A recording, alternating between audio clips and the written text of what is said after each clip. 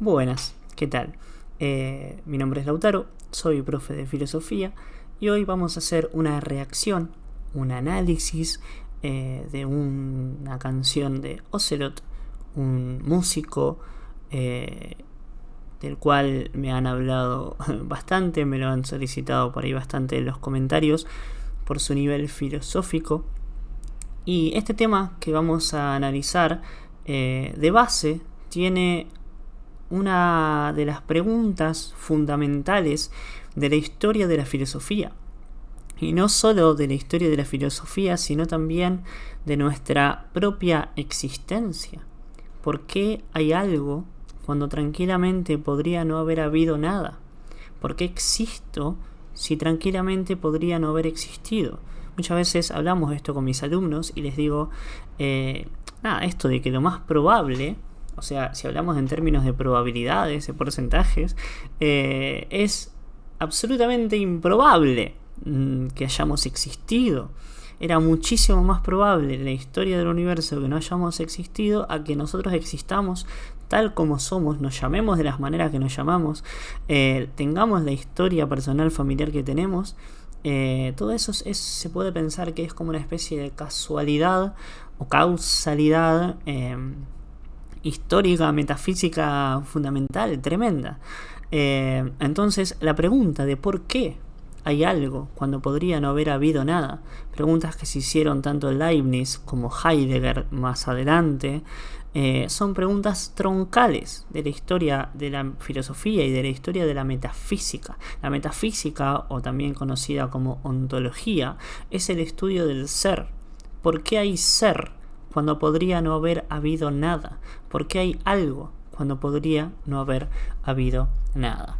Luego de esta pequeña introducción de 2 minutos, perdón si me extendí un poco, pero es una pregunta que en lo personal me gusta un montón, porque tiene que ver con esto, ¿no? De por qué somos, por qué hay universo, por qué hay cosas, por qué tenemos conciencia. Hay un sentido detrás de esto. Todo esto es un poco, se los digo, porque me interesa, digamos, del tema del que vamos a hablar.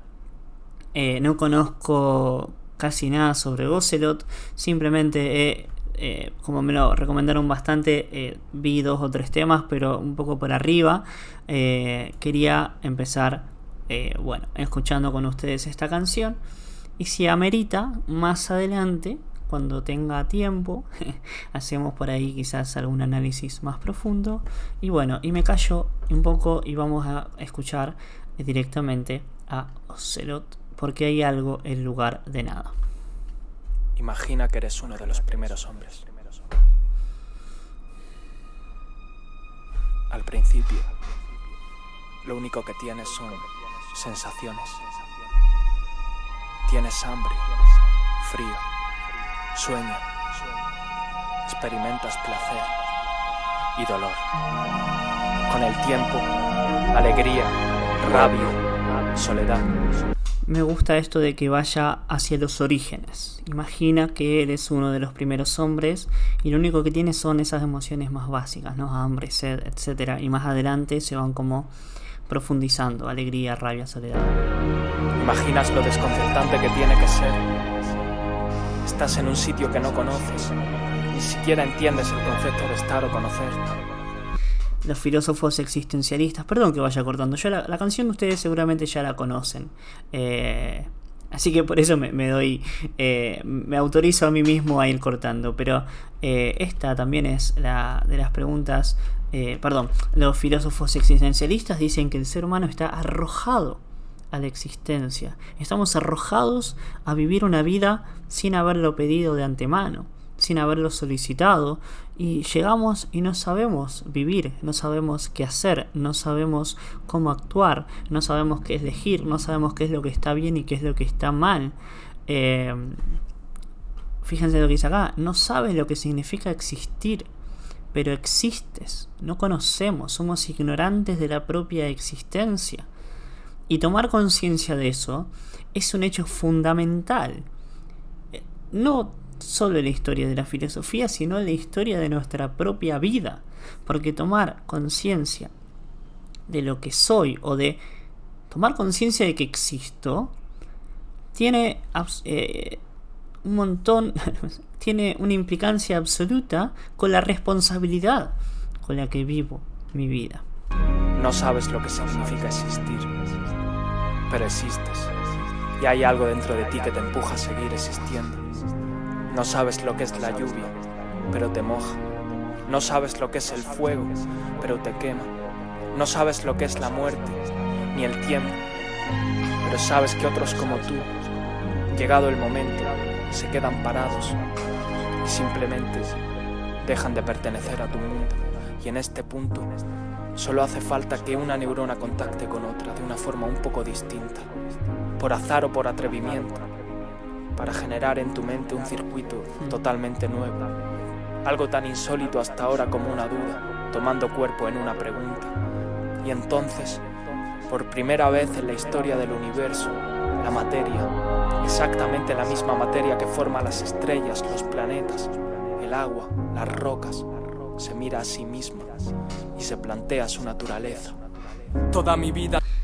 Impresionante esta introducción.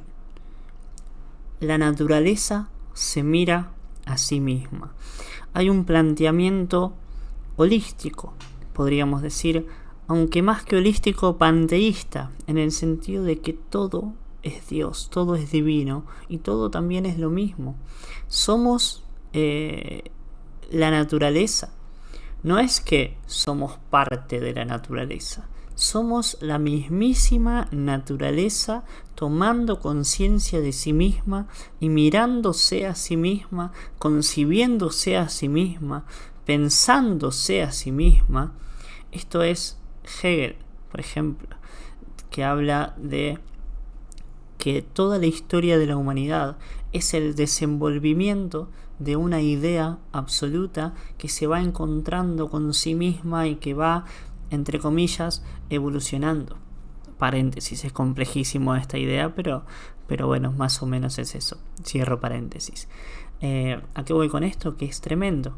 Esto hermosísimo. Además la forma, ¿no? La forma en la que lo dice, la recitación, el tono en el que lo dice, como un tono muy amigable, muy paternal, no sé si un tono paternal podríamos decir, muy amoroso, curioso, gran descubrimiento. Hasta me pongo a pensar que lo voy a trabajar con mis alumnos. Es una excelente manera de introducir a alguien a la filosofía, esta canción, esto que venimos escuchando hasta acá. Tuve una espina clavada, porque existe algo en lugar de nada. Es tan difuso ya que incluso cuando digo nada expreso ausencia, y en ello ya va implícita una posible existencia. Tremendo acá. A ver, vamos a volver a leer esto.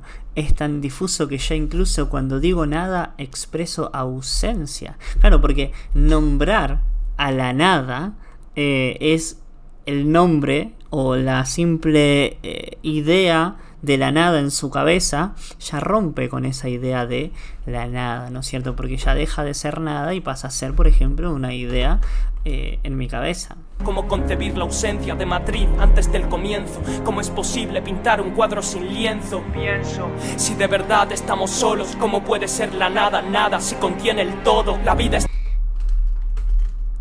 Si de verdad estamos solos, ¿cómo puede ser la nada nada si contiene el...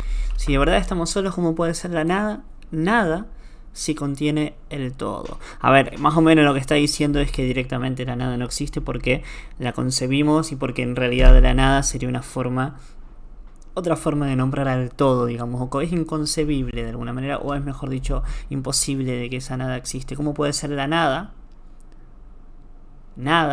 si contiene el todo? Bueno, no sé, me haría un poco compleja la pregunta. Todo, la vida estaba predestinada, no fue casualidad, solo un paso más en la escala de la complejidad. Acá tira otra idea filosófica, que es la idea del determinismo, ¿no? Todo está determinado, o sea, que nosotros estemos existiendo estaba determinado por ciertas fuerzas cósmicas. No sé si hablará más adelante de algún dios o de algún plan racional. Yo calculo que no, sino que tiene más que ver con este plan de la naturaleza viva, de la naturaleza misma, la naturaleza como una divinidad en sí misma, como por ejemplo plantearía Spinoza. O ni siquiera eso se puede tomar por dogma. Es posible. Deseamos la excepción y no la norma. La materia que te forma no se crea ni se destruye. Todo burbujea en una espuma cuántica que bulle. Pero yo siento que toco. Solo son cargas que chocan. Por eso siento la electricidad cuando me tocas. Somos el único vehículo a través del cual el universo pudo tomar conciencia de sí mismo. Y tremendo, me explota la cabeza. Somos el único vehículo a través del cual el universo puede tomar conciencia de sí mismo. Me parece una locura esto, porque por ejemplo los pájaros, los perros, el resto de los animales, las plantas, etcétera, viven, pero ¿hasta qué punto son conscientes de sí mismos, ¿no? Esa es la idea. En cambio, nosotros somos el universo, por esto que decíamos antes, no parte del universo, sino somos naturaleza.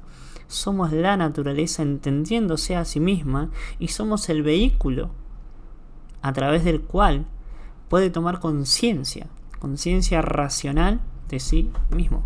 Es una locura esto, es genial. Mismo. Así pasó de ser ajeno a su propia presencia a caer en la autocomplacencia y en el narcisismo. Todo es un espejismo, ni la ciencia es empírica, pues nadie se mira a sí mismo con mirada crítica. Nadie puede entender el universo desde dentro. ¿Cómo pretender que una neurona comprenda el cerebro? Las cosas solo toman perspectiva desde lejos, se conforman con la imagen invertida del espejo, la visión pervertida de su reflejo en una charca. El agua es la experiencia, la luz la evidencia y se refracta la imparcialidad intacta si hay ausencia de intereses. No en el juego del ego y la competencia por querer ser. Todos quieren creerse su propio punto de vista. Es su lado egoísta buscando autoconvencer. Acá habla un poco, me parece a mí, justamente de esta complejidad de entender o de comprender el complejísimo, valga la redundancia, sistema natural en el que vivimos. Y esto, ¿no? De la neurona, cómo la neurona puede entender el cerebro. Es una analogía, como nosotros, seres finitos, vamos a comprender el universo que es infinito, ¿no? Hay una imposibilidad. Esto lo planteaban, por ejemplo, algunos filósofos medievales que hablaban sobre que la dificultad de comprender a Dios o la imposibilidad de comprender a Dios, porque Dios, al ser un ser infinito, y nosotros seres finitos, encontramos una imposibilidad absoluta de conocerlo, justamente por la diferencia sustancial que hay entre la finitud y la infinitud. Y después yo hablo un poco acá esto de los egos, la lucha de egos que dificulta mucho más ese avance, esa progresión de la comprensión de la naturaleza, o sea, nosotros de la naturaleza misma. O sea, dificulta más que la naturaleza se comprenda a sí misma, porque se ha creado o ha surgido la racionalidad, y como ha surgido la racionalidad han nacido los egos y la lucha de egos, y por lo tanto hay como una especie de obstáculo a superar ahí. Al menos eso entiendo yo de esta parte. Lo sé por experiencia, porque una vez estuve tan en la mierda que no aspiraba a nada y jamás volví a tener una visión tan clara. Solo cuando estuve fuera del juego pude mirar el juego con imparcialidad, pero ahora estoy intentando salir adelante, ¿sabes? No puedo evitar mirar por mí y por los míos, que al fin y al cabo son una prolongación de mí mismo. Y es solo en pequeños momentos de lucidez en los que consigo salir por un segundo de esta corriente de pensamientos que me arrastran y mirarlo todo con un poco de perspectiva. Y sabes, lo que veo no me gusta. Desde el principio de la canción habla de que para comprender mejor algo hay que tomar un poco de distancia. Hay un texto, no me acuerdo, de Agamben, de Giorgio Agamben, que se llama Lo Contemporáneo. Es una conferencia que él dictó. No me acuerdo si se llama así o es el nombre con el cual yo lo leí en un artículo. Que habla de que de tanto Nietzsche y Schopenhauer fueron contemporáneos a su propio tiempo, porque pudieron alejarse de ese objeto de estudio, o sea, su propia época, su propio su propio tiempo, y gracias a ese alejamiento pudieron comprender mejor esa época en la que estaban viviendo. Veo prejuicios, intereses, egoísmo, ambición. Veo que tengo la opinión que me conviene para tener la conciencia tranquila. Y puedo pensar que estos sentimientos afloran en todos nosotros, pero eso no justifica una mierda. Tengo que volver a romper con todo. Dicen que si los ojos no ven, el corazón no siente daño. Pero la verdad va a más velocidad que su autoengaño. Igual que si una estrella explota, la luz tarda en llegar años. Pero el efecto de la gravedad es instantáneo. En esta corriente de cambio buscas la constante, el foco que te oriente, el punto permanente al que aferrarte. Y el instante está tan diluido que no existe en práctica, como el principio activo de una muestra homeopática. Solo ideologías estáticas que frenan nuestro avance. El extremismo no es sano, el radical produce cáncer. Siempre un paso por delante, andamos y no lo alcanzamos, pero avanzamos, que es lo importante. Bueno, acá sigue un poco hablando de esto, ¿no? De la dificultad de la humanidad o del conjunto humano, podemos decir, de progresar. Yo creo que no habla tanto de progresos científicos, sino más que nada de progresos humanos, ¿no? De mejorar como especie hacia una vida con más armonía y con menos lucha, con menos guerra. No es más complejo que el de un primate. Si vemos más lejos es por estar a hombros de gigantes. La capacidad de unir mentes en un ente pensante, porque nuestro todo es más que la suma de nuestras partes.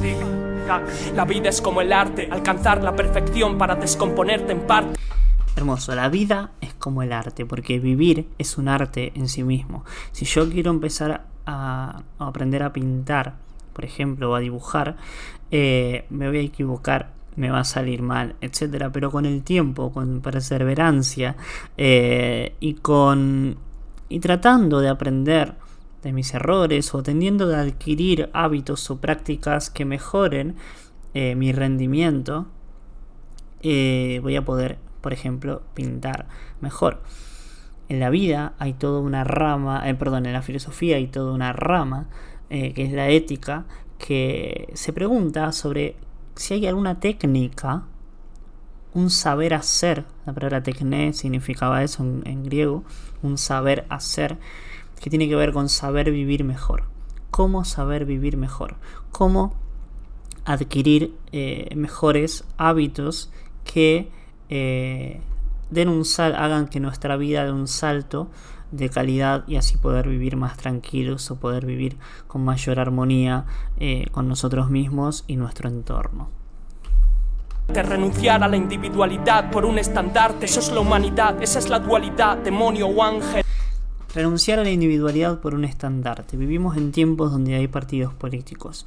Y muchas veces pertenecer a un grupo político, a una agrupación política, a un partido, implica renunciar a la individualidad.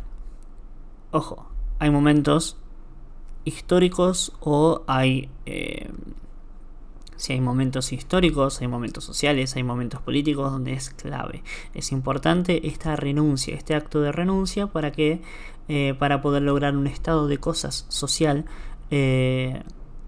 mejor al que vivimos. En ese sentido, renunciar a la individualidad no siempre es malo, siempre y cuando nuestra individualidad esté asociada con determinados intereses que nosotros queremos que ocurran en la sociedad.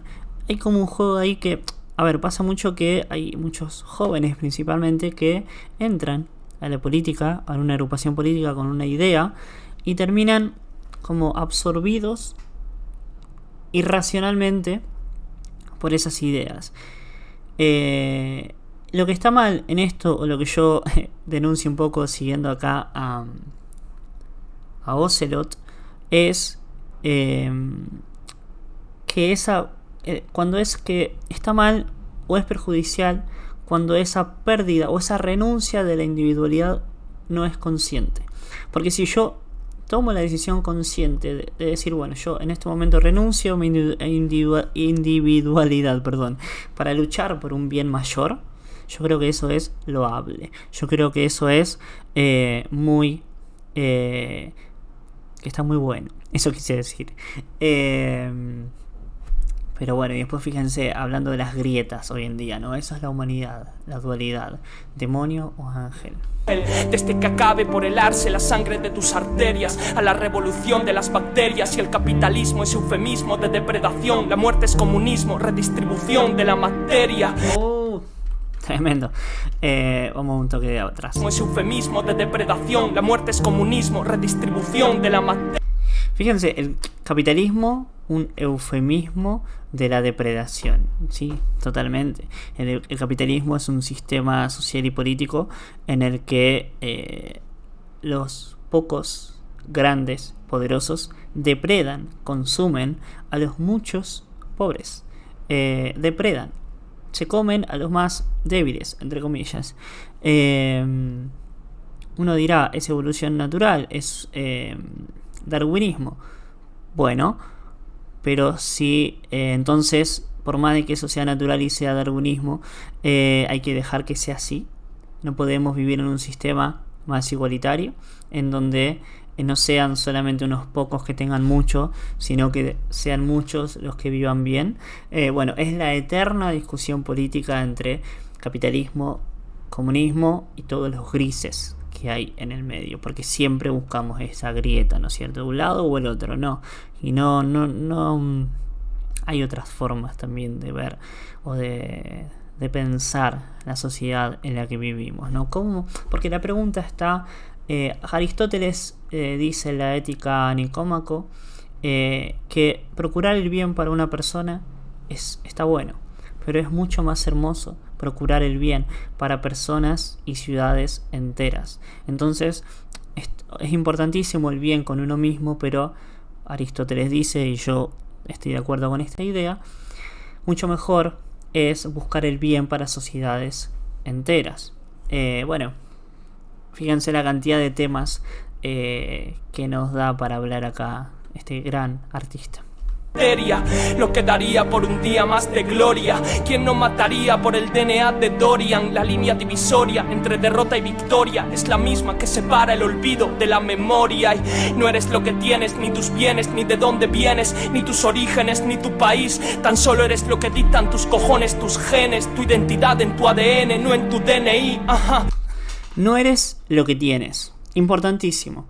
Hoy vivimos en una sociedad que te dice sos lo que tenés o sos lo que mostrás.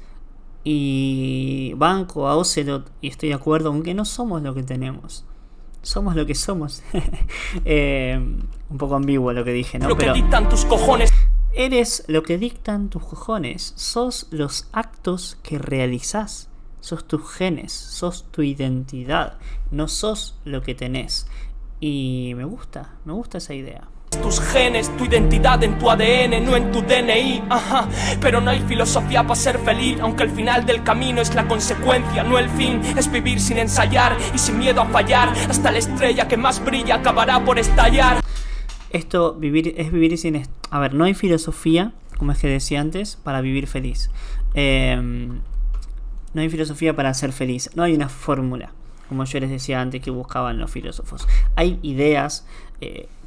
fórmulas también hay. Epicteto, por ejemplo, hablaba a través de máximas, daba como algunos consejos. Hacé tal cosa, por ejemplo, no le tengas miedo a las cosas que no dependen de vos. Y eso es una especie de fórmula. El tema es que no es una fórmula que automáticamente te va a hacer feliz.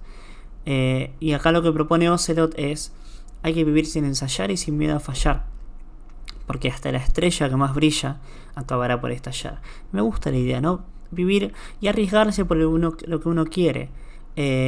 Yo agregaría que siempre tener cuidado con las consecuencias, ¿no? De vivir sin ensayar y sin miedo a fallar. Pero bueno, también lo que hablábamos antes, tomar... no me acuerdo lo que iba a decir. Tomar conciencia de lo que hacemos y tener responsabilidad de lo que hacemos. Esto, que aprender de nuestros errores. Vivir sin miedo a fallar, pero también aprendiendo de nuestros errores, porque eso es lo que nos va a hacer, de acuerdo a lo que yo pienso, ir como creciendo y haciéndonos mejores a nosotros mismos.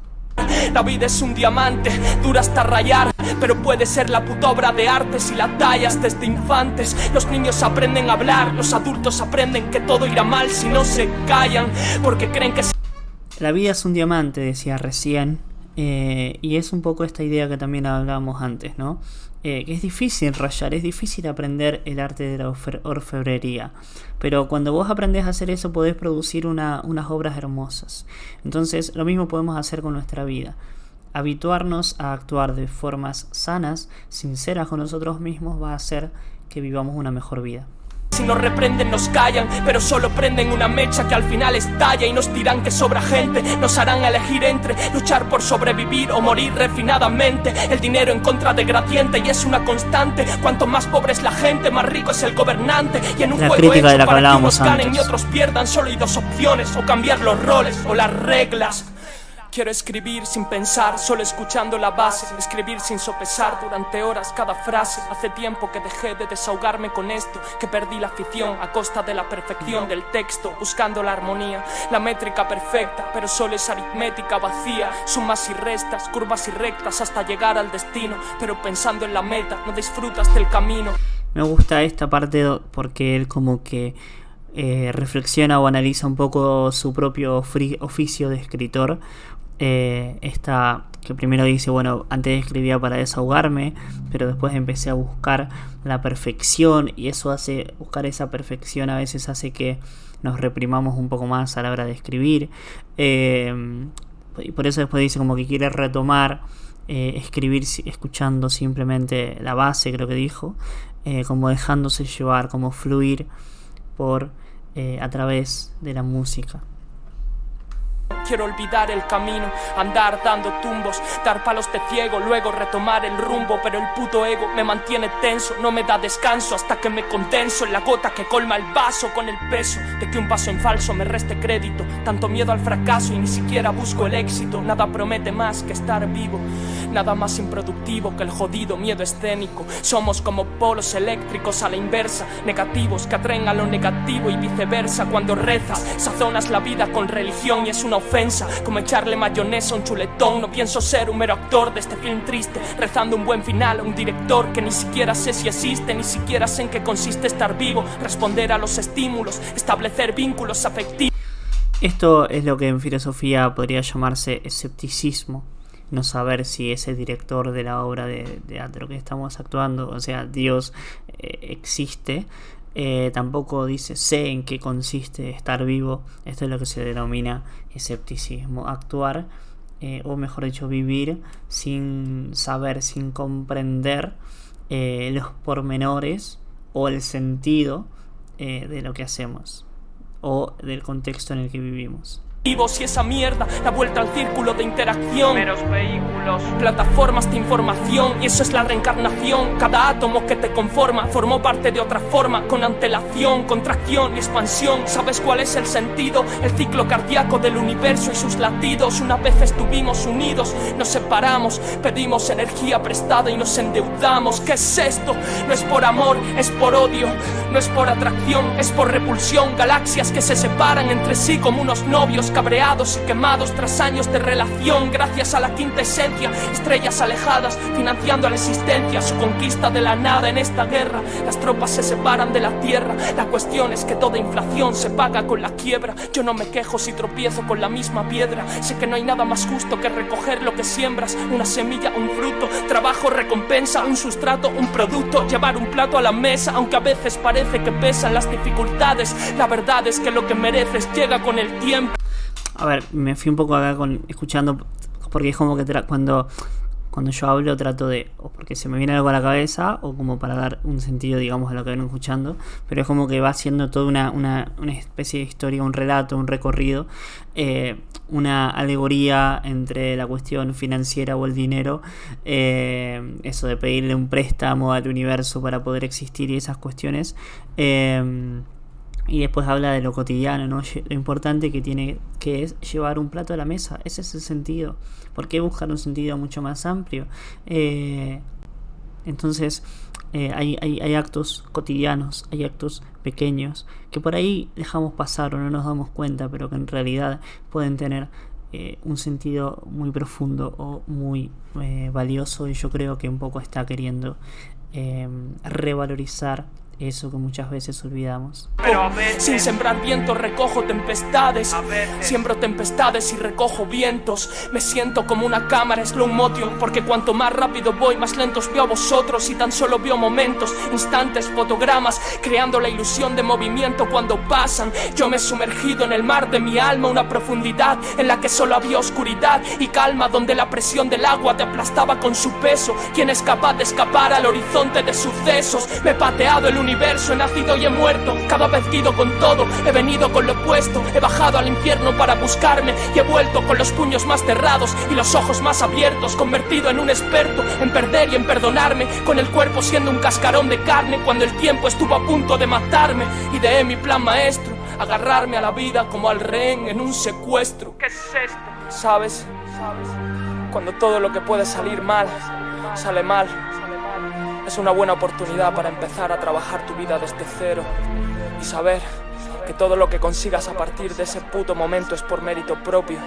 Ya no necesitamos la suerte, aprendimos a trabajar duro. A ver, acá también un poco, varias cosas vino diciendo, pero quiero rescatar esto de como que él siente que ha logrado convertirse en, o ha logrado adquirir cierto nivel de expertitud, ha logrado ser experto o ha logrado aprender varias cosas que él considera valiosas, como que ha ido hacia el infierno y luego vuelto hacia la tierra. Creo que es una alegoría bastante utilizada, ¿no? Cuando nos sentimos muy mal, estamos en momentos que son como infiernos. Después, muchas veces de esos momentos aprendemos y volvemos, entre comillas, a la vida de una manera distinta, le damos otro valor a las cosas o actuamos de una manera diferente. Yo creo que un poco se refiere a esto, y pensaba recién mientras escuchaba qué artista que nos perdimos, porque tengo entendido que falleció por un cáncer hace un par de años. Creo que habla también en otra canción sobre la metástasis que escuché, no me acuerdo en qué canción. Y nada, eso, pierdo qué artista, qué reflexiones, qué ideas, qué lástima, qué ser humano que nos perdimos acá con Ocelot. Bienvenido al horizonte de sucesos. A veces hay que desatarse del pasado para empezar a caminar hacia el futuro. A veces hay que tirar unos cimientos podridos para empezar a construir sobre seguro. A veces hay que desatarse del pasado para empezar a caminar hacia el futuro. A veces hay que tirar unos cimientos podridos para empezar a construir. Bueno, desatarse del pasado. ¿Cuántas veces nos cuesta caminar porque seguimos arrastrando esa piedra pesadísima del pasado? Y esto lo podría poner así, tal vez un poquito más. Ahí va.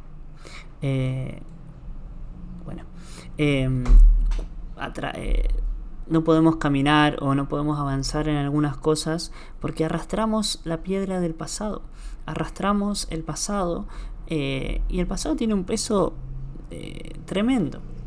Entonces, para caminar más ligero, para poder construir cosas nuevas, diría Ocelot, o dijo Ocelot recién, es importante poder desatarse de ese pasado, poder dejarlo atrás, no eliminarlo de nuestras vidas, porque el pasado es lo que nos constituye a nosotros, lo que somos. Pero tampoco podemos estar todo el tiempo cargándolo encima, porque de esa manera no podemos vivir o no podemos proyectarnos hacia el futuro con mayor libertad o con mayor ligereza. Es decir, que estos son letras que componen palabras que forman textos. Somos células hechas de moléculas, de elementos, porque en cierto sentido todos partimos de lo mismo, pero nadie saca el mismo partido de sus cimientos. Y al lado de esa estrella tu tiempo es un microlapso. Por eso dejar huella es una condena al fracaso. Como que andas por la arena y el viento borra los pasos. Llega la entropía y desordena el mundo de un plumazo. Esto es solo lo que capta tu visión. Perdón, Ocelot acá recién dice como que para qué hacer cosas si después la entropía viene y la destruye, ¿no? Y pienso en la pregunta de de esto que le da título a esta canción, porque hay algo y no más bien la nada. Hay algo, existimos, pero luego la nada, la ausencia, la inexistencia devora a la existencia. Hacemos algo, pero luego eso va a dejar de existir. Hay un poema de Fernando Pessoa que siempre recomiendo, ya lo hice en este canal también, que se llama Tabaquería, y es un personaje que está mirando la vida a través de su ventana y ve enfrente de su casa una tabaquería, y él dice: algún día la tabaquería y el cartel de la tabaquería y el dueño de la tabaquería van a dejar de existir, yo voy a dejar de existir. ¿Y qué sentido tiene todo eso? Más o menos se pregunta eso, y es hermoso ese poema. Yo creo que si les gusta esta canción de Ocelot, ese poema les va a gustar, o mínimamente los va a hacer pensar. Me la recuerda mucho ahora que pienso. Lo otro es más ficcional y acá es más reflexivo, lo de Ocelot, y lo de Pessoa es más ficcional, podríamos decir. Hay toda una historia ahí con Pessoa, porque él se construyó personajes a sí mismo, construyó heterónimos. Heterónimos no es un seudónimo es escribir algo y firmarlo con otro nombre distinto al mío, pero yo sigo teniendo mi propia personalidad. Y Fernando Pessoa firmaba la mayoría de sus escritos con otros nombres que tenían diferentes personalidades, distintas a la del propio escritor. Eso es lo que él decía que era un heterónimo.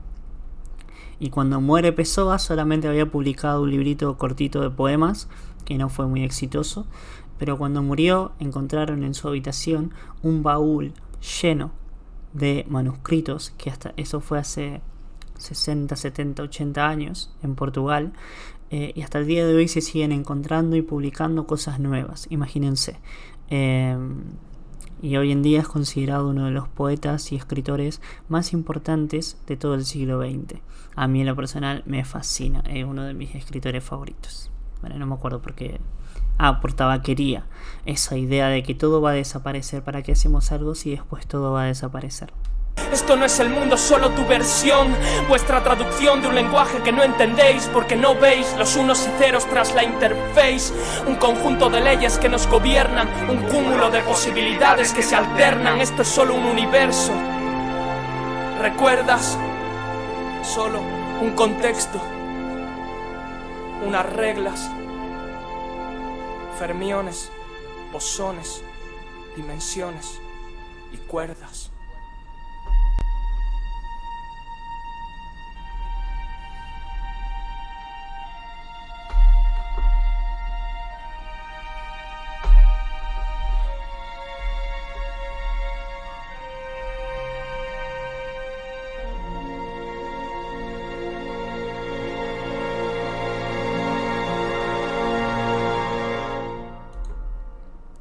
Bueno, hermoso, simplemente hermoso.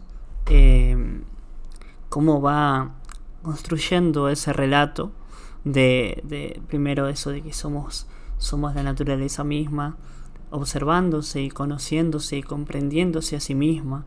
Luego habla de cuestiones políticas, cuestiones humanas, para terminar volviendo a decir que solamente lo que existe, fermiones, bosones, etcétera, son todos términos científicos. Si no me equivoco, física cuántica, conozco muy poco al respecto, pero queriendo decir que todo lo que hacemos, lo que pensamos, lo que decimos es parte de una naturaleza complejísima, difícil de conocer, pero esa idea de que somos la naturaleza, yo al menos me quedo con esa idea de que somos esa naturaleza, conociéndose a sí misma, pensándose a sí misma, viviéndose a sí misma, y que somos el vehículo, como decía Ocelot antes, somos el vehículo a través del cual la naturaleza se conoce a sí misma. Esa idea me parece que le da muchísimo valor a la humanidad, un valor que está muy perdido, muy olvidado en nuestro tiempo, donde hay otros intereses que van por caminos muy distintos. Así que en este primer análisis de Ocelot quiero rescatar el valor que tiene un artista como él, insisto, qué lástima la cantidad de cosas que nos perdimos con su muerte. Pero bueno, les agradezco a la cantidad de comentarios que me dejaron diciendo que analice a Ocelot. Y bueno, calculo que pronto vendré con alguna otra canción de él y me pueden recomendar otras canciones de otros artistas para analizar, reaccionar, etc. Así que bueno, sin más, les dejo un saludo y nos vemos en el próximo video.